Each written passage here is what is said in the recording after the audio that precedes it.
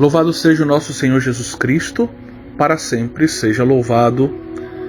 Nesta quinta-feira da quarta semana da Quaresma, nós temos uma liturgia da palavra em que aparece, tanto na primeira leitura quanto no Evangelho, a figura importante veterotestamentária de Moisés.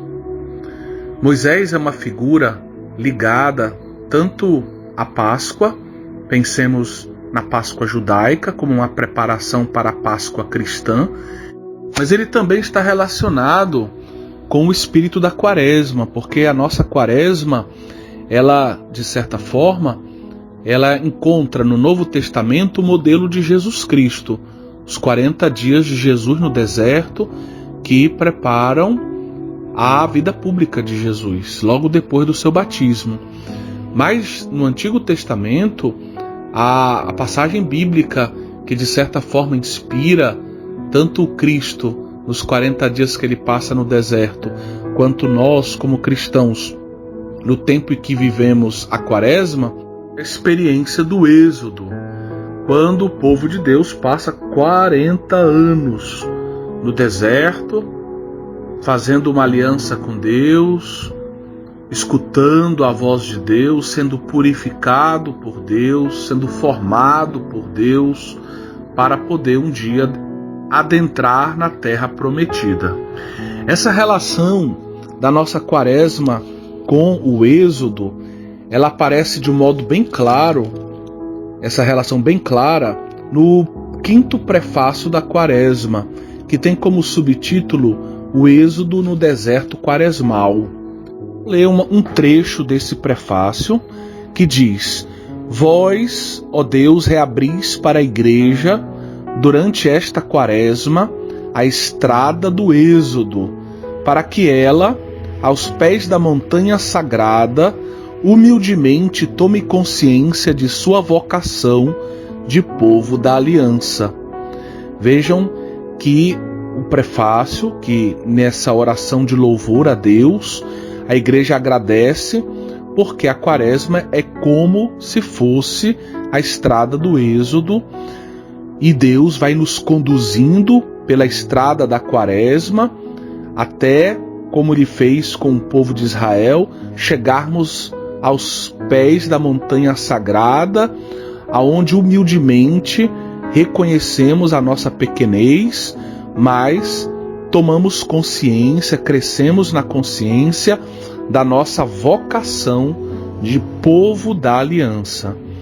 E aí o texto continua dizendo que nós celebramos os vossos louvores, nós escutamos a vossa palavra e experimentamos os vossos prodígios.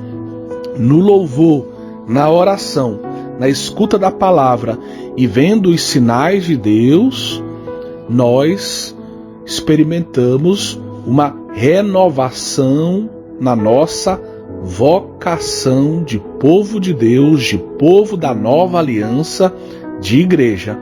Então, é o próprio prefácio, o quinto prefácio da Quaresma, que faz essa relação bem clara, né, entre a nossa Quaresma e o Êxodo. É importante também recordar que em Israel havia, na época de Jesus, uma expectativa pelo Messias. Muitos esperavam um Messias real, da família de Davi. Outros esperavam um Messias sacerdotal, que fosse inaugurar um novo culto. Alguns até uniam as figuras do rei e do sacerdote nessa expectativa pelo Messias. Mas havia também uma tradição baseada em Deuteronômio 18:18, em que se esperava o Messias que fosse o novo Moisés. Assim como Moisés levou o povo a fazer uma experiência de Páscoa, sim, o novo Messias também, que seria o novo Moisés, ou seja, esse novo no sentido de superior a Moisés, conduziria o povo a uma experiência de uma nova Páscoa superiora, introduzindo este povo no projeto definitivo de Deus, no projeto salvífico de Deus. Dito tudo o que dissemos, vamos agora olhar com atenção a primeira leitura, esse trecho do livro do Êxodo, capítulo 32, do versículo 7 ao 14. No final do capítulo 31, nós vemos que Moisés está no alto do Monte Sinai e ali Deus lhe concede o dom do decálogo. Deus lhe entrega as 2 tábuas de pedra nas quais ele havia escrito os 10 mandamentos.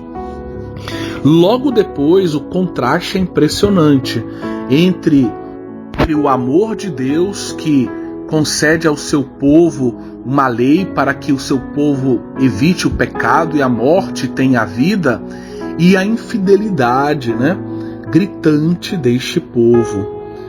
O povo então recorre, a Arão e pede que ele faça um bezerro de ouro para que eles possam se prostrar diante deste Deus, dessa divindade.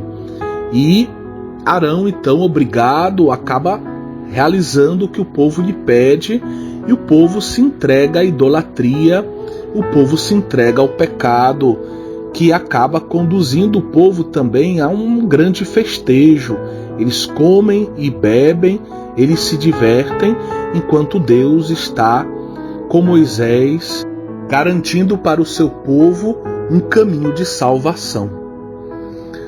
No versículo 7, que inicia a perícope que lemos hoje como primeira leitura, Deus se dirige a Moisés e pede que ele desça correndo, porque o povo se corrompeu.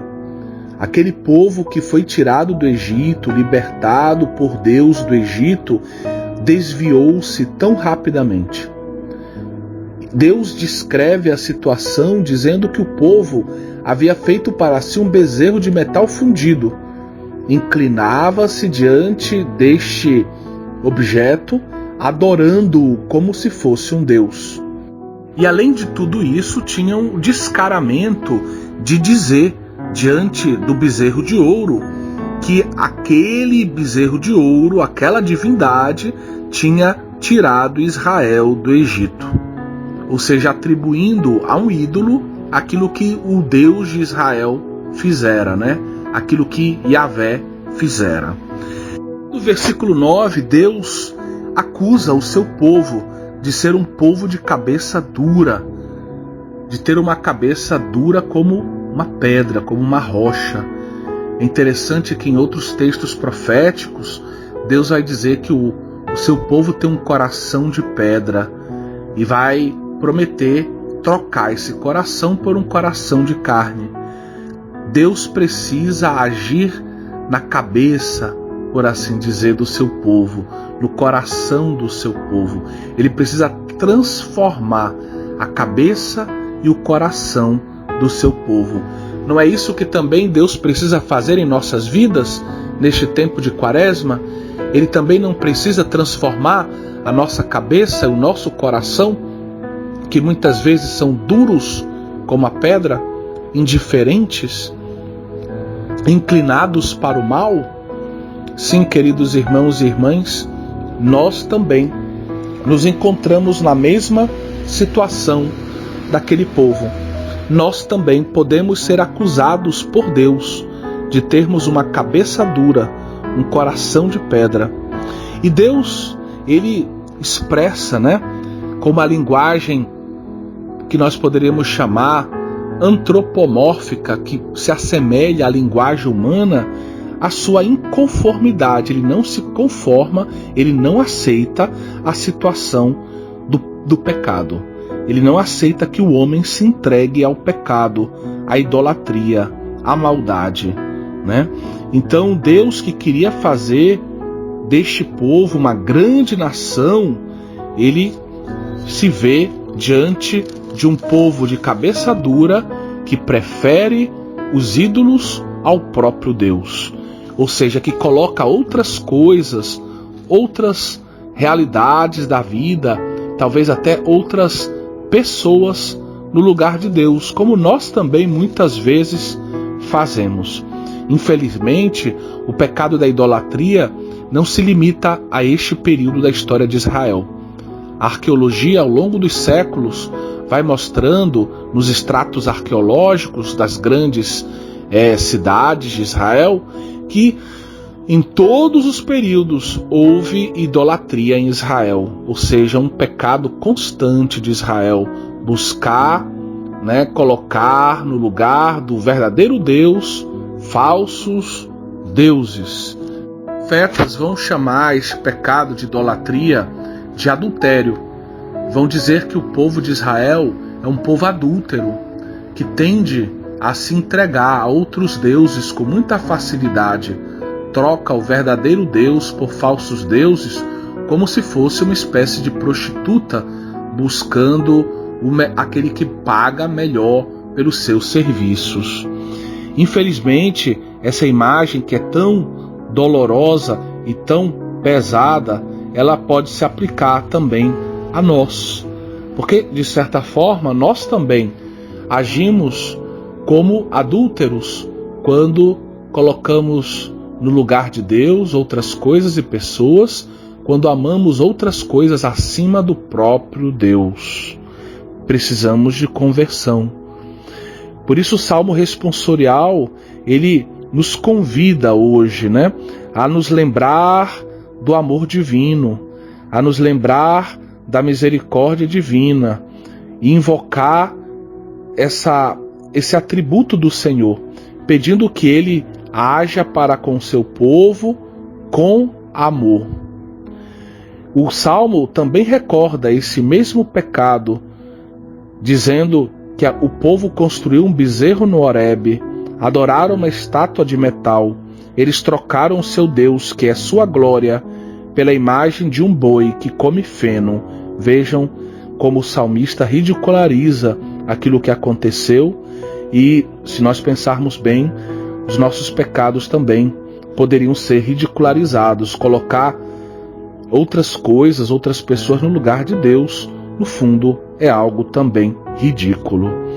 Esqueceram-se do Deus que os salvara tão rapidamente, esqueceram das maravilhas que Deus fez por eles no Egito.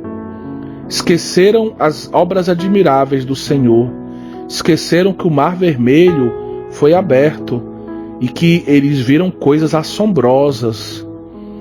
O povo de Deus esqueceu tudo o que o Senhor fez por ele tão rapidamente. Moisés, então, ele age como mediador entre Deus e o seu povo. Ele é uma figura de Jesus Cristo, porque também Jesus Cristo, e de um modo ainda superior, será um mediador entre Deus e os homens. Eu falei um mediador, mas deveria ter dito Jesus Cristo é o mediador entre Deus e os homens, Todas as outras mediações são preparações para a mediação de nosso Senhor Jesus Cristo. Moisés então suplica a Deus que tenha compaixão do seu povo, que tenha misericórdia do seu povo, que pense no futuro deste povo, que pense nos adversários deste povo. Caso Deus os castigue, os destrua, os adversários vão dizer: como Deus resgatou esse povo do Egito para fazê-los morrer, perecer no deserto?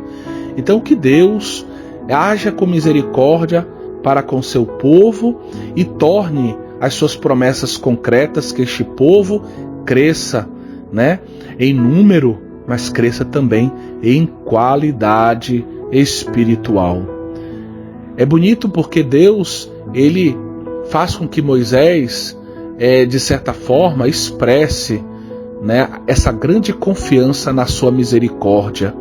E Deus então age conforme a súplica de Moisés, manifesta mais uma vez a sua misericórdia para com seu povo. Esta também é a nossa esperança, que o Senhor manifeste mais uma vez neste tempo que vivemos, neste tempo de pandemia, de quaresma, a sua misericórdia para conosco, nos dando a oportunidade de uma vida nova, nos dando a oportunidade de uma verdadeira Páscoa. No Evangelho, a perícope de hoje continua de ontem. O embate entre Jesus e os seus adversários se prolonga. Jesus está sendo acusado, né, de se fazer como Deus. Jesus está sendo acusado por dizer que Deus é o seu Pai. E dentro desse contexto de acusação, Jesus se coloca então como uma espécie de réu. E num tribunal que tenha bom senso, a palavra do réu não pode ser definitiva, né? A palavra do réu tem o seu valor, mas ela não é definitiva. Normalmente o réu tende a dizer a sua inocência, a dizer que ele não é culpado. Então Jesus invoca não o seu próprio testemunho, mas Jesus invoca aqueles que testemunham em seu favor. E a primeira pessoa que Jesus invoca era uma pessoa muito cara à sociedade da época. Era uma pessoa que, né, fazia parte ali do horizonte religioso da sua época. Era a pessoa de São João Batista, que é muito importante nos 3 primeiros capítulos do Evangelho de São João, e que aqui reaparece a importância desse primo de Jesus, desse que é o precursor do Messias. Pois bem, ele invoca a figura de João Batista dizendo que os chefes de Israel enviaram a ele os seus mensageiros, os seus discípulos, para o interrogarem, e que João Batista deu testemunho do Cristo. João Batista deu testemunho de que ele não era o Messias, deu testemunho do Cristo. Esse é um tema que aparece, né, já no prólogo do Evangelho de São João. Por exemplo, você pode pegar o primeiro capítulo de São João, o versículo 6 fala desse homem chamado João, enviado por Deus. Ele veio como testemunha para dar testemunho da luz, para que todos viessem a crer por meio dele. Ele não era a luz, mas devia dar testemunho da luz. Mais adiante, no versículo 15, se diz: João dá testemunho dele e proclama: foi dele que eu disse, o que vem depois de mim está à minha frente, porque existia antes de mim. E no versículo 19, depois do prólogo, mais uma vez se insiste sobre esse tema. Este é o testemunho de João, né? Depois é João que aponta para Jesus. No versículo 29 diz que ele é: eis o Cordeiro de Deus, aquele que tira o pecado do mundo. E você pode encontrar também essas interrogações quanto à identidade de João, por exemplo, no versículo 20 e 21. Ele diz que ele não é o Cristo, sempre no primeiro capítulo, mas ele se apresenta como aquela voz que clama no deserto, a partir do 23, endireitai o caminho para o Senhor. Então, esse é o testemunho de João Batista. Ele dá testemunho do Cristo. Esse testemunho também é evidente nos sinóticos no momento do batismo. João Batista vê, né, a pomba, a imagem do Espírito Santo, descer sobre Jesus que ele batiza. E a voz do Senhor que ecoa, identificando Jesus como seu filho, né? E pedindo, demonstrando o seu amor e pedindo que todos o acolham e o escutem. É o primeiro testemunho que Jesus invoca em seu favor. Mas logo depois ele diz, né, que há um testemunho maior do que João. Porque João é sempre um homem escolhido por Deus, ungido por Deus, enviado por Deus, mas é sempre um testemunho meramente humano, como ele diz no versículo 34. Mas Jesus, ele tem um outro que dá testemunho dele. João era apenas, no versículo 35, Jesus diz, era apenas uma lâmpada que estava acesa a brilhar. E vós com prazer vos alegrastes por um tempo com a sua luz. E quando ele diz isso, vos alegrastes por um tempo, ele está dizendo que o testemunho de João Batista, a missão dele era transitória. Ele veio como precursor, mas a missão dele era transitória, ele não era o Messias que tem uma missão definitiva, né? Porque o Messias é o próprio Jesus. Mas ele diz então, a partir do versículo 36, que eu tenho um testemunho maior do que o de João. E esse testemunho é o testemunho do Pai. É o Pai dá testemunho de Jesus. Mas como o Pai é espírito, é transcendente, os israelitas sabem que não podem ver a Deus diretamente, então Jesus ele faz com que os seus interlocutores compreendam que o Pai dá testemunho dele através das obras que Jesus realiza. Ontem eu falei destas obras. Essas obras no Evangelho de São João são as obras da salvação, são os sinais, são os milagres, né? É tudo que Jesus está trazendo para a humanidade, né? Que se manifesta sob forma de milagres, de exorcismos, de curas, né? De manifestações da sua identidade divina, né? Então, essas obras às quais Jesus se refere, elas são testemunhos de que Jesus ele vem em nome do Pai, de que o Pai o enviou. E aqui é muito importante a gente entender isso. Jesus, primeiro ele invoca o testemunho de João Batista, agora ele invoca o maior dos testemunhos. O testemunho do Pai é o testemunho daquele que o enviou. Jesus, ele se apresenta como enviado do Pai. Ele é como o filho apóstolo do Pai, que vem revelar o Pai, que vem agir em nome do Pai, que vem cumprir a vontade do Pai.